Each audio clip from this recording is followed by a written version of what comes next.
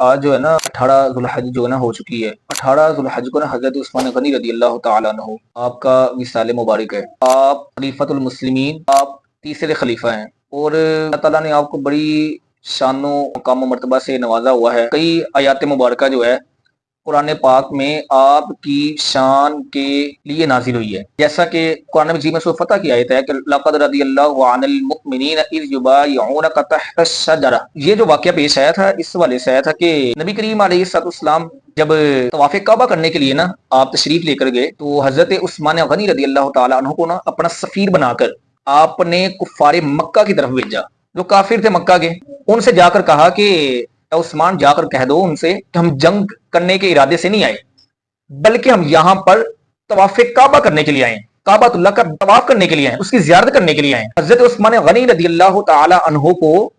سفیر بنا کر اپنا نبی کریم علیہ السلام نے کفار مکہ کی طرف بھیجا۔ جب وہاں پر گئے نا تو حضرت عثمان غنی رضی اللہ تعالی عنہ نے کہا کہ اے کفار مکہ، مجھے جو ہے نبی کریم علیہ السلام نے بھیجا ہے، ہم جنگ کرنے کے ارادے سے نہیں آئے، بلکہ ہم کعبۃ اللہ کا طواف کرنے کے لیے آئے، بیت اللہ کا طواف کرنے کے لیے آئے۔ کیونکہ حضرت عثمان غنی رضی اللہ تعالیٰ عنہ کو اللہ تعالیٰ نے بڑی عزت نوازی تھی، اور کفار مکہ کے دلوں میں بھی آپ کی بڑی عزت تھی۔ انہوں نے کہا ہے عثمان، بات یہ ہے کہ تجھے اجازت ہے، تو طواف کر، آب زمزم پی، حجر اسود کے بوسے لے، جو کچھ مرضی کر، تجھے اجازت ہے، جو کچھ مرضی کر۔ لیکن نبی کریم علیہ السلام کو اور نبی کریم علیہ السلام کے جتنے ساتھی ہیں ان کو کعبۃ اللہ کا طواف کرنے کی اجازت نہیں ہے۔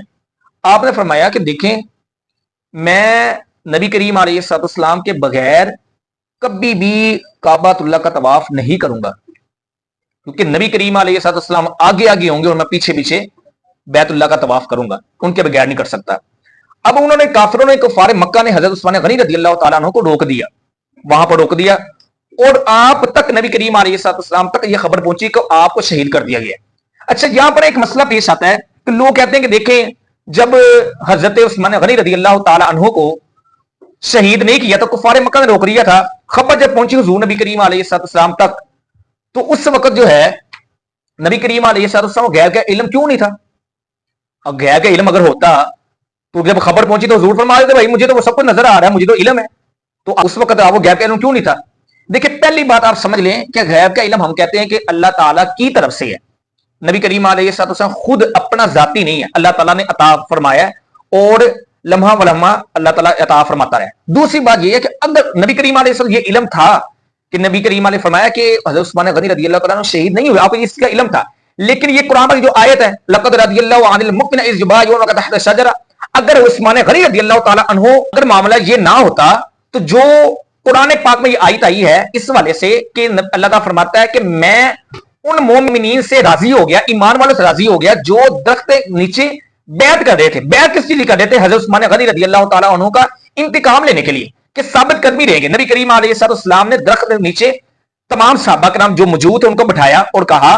کہ ہم جو ہے نا بیعت کرتے ہیں، اس کام پر ہم مجھ سے بیعت لو کہ ہم حضرت عثمان غنی رضی اللہ تعالیٰ عنہ کا انتقام لیں گے،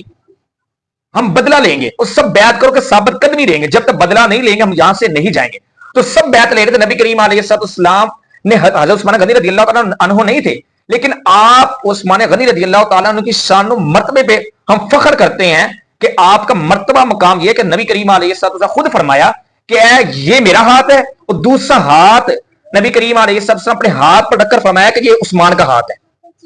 کتنی خوش قسمتی ہے کہ نبی کریم علیہ السلام آخر الزمان حضور نبی کریم علیہ السلام جن کے لیے ساری کائنات بنی، وہ خود اپنا ہاتھ عثمان کا ہاتھ فرما رہے کہ میں جو ہے نا یہ میرا ہاتھ جو ہے یہ عثمان کا ہاتھ ہے، کہ عثمان بھی اس بیعت میں شامل ہے۔ تو یہ نبی کریم نے فرمایا کہ اللہ تعالیٰ نے فرمایا کہ جو مومنین یہاں پر بیعت کر دے سب کو جنت کی خوشخبری عطا فرما دے۔ اگر یہ واقعہ پیش نہ آتا عثمان غنی رضی اللہ تعالیٰ عنہ کا تو یہ خوشخبری، یہ مومنین کے لیے جو خوشخبری ہے، صحابہ رضی اللہ تعالیٰ عنہ اجمعین کی خوشخبری ہے، تو یہ نہ ملتی۔ یہ کس کے وجہ سے ملی، کس کے وسیلے سے ملی؟ حضرت عثمان غنی رضی اللہ تعالیٰ عنہ کے وسیلے سے ملی۔ اور دیکھیں جو لوگ کہتے ہیں غیب کا علم نہیں تھا، تب دیکھیں نبی کریم علیہ السلام احد کے پہاڑ پر تشریف فرما تھے، ساتھ نبی کریم علیہ السلام ہے، حضرت ابوبکر صدیق رضی اللہ تعالیٰ عنہ ہے، ساتھ حضرت عمر رضی اللہ تعالیٰ عنہ ہے، اور ساتھ حضرت عثمان غنی رضی اللہ تعالیٰ عنہ اجمعین، یہ صحابہ ساتھ ہیں۔ نبی کریم علیہ السلام نے فرمایا اے احد پانا ہلنے لگا، ہل رہا تھا نبی کریم علیہ السلام، کیونکہ وہ خوشی سے رہا تھا کہ یار میرے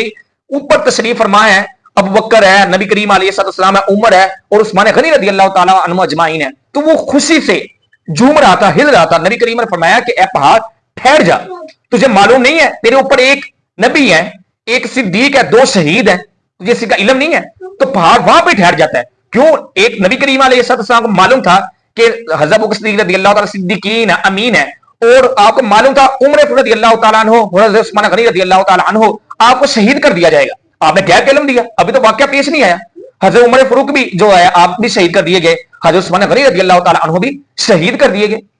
تو یہ غیب کا علم تھا جو نبی کریم علیہ السلام نے بتایا، کہ یہ غیب کا علم تھا کہ یہ شہید کر دیے جائیں گے۔